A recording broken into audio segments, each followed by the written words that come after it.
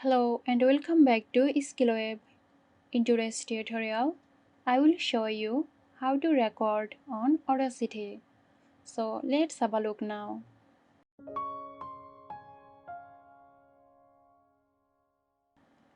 At first, open your Audacity and ensure your microphone is connected and selected as the input device in Audacity.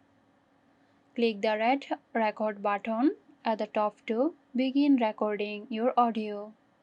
Keep an eye on the recording labels. Aim for a good signal without it peeking into the red zone. Click the square stop button when your recording is finished. So that's it. Hope you found this tutorial helpful. Stay tuned for more helpful tutorials here at SkillWeb. This video is sponsored by Girosoft. Girosoft offers graphic design, UI UX design, digital marketing and web development. Elevate your brand with Girosoft today. For more details, check the description box.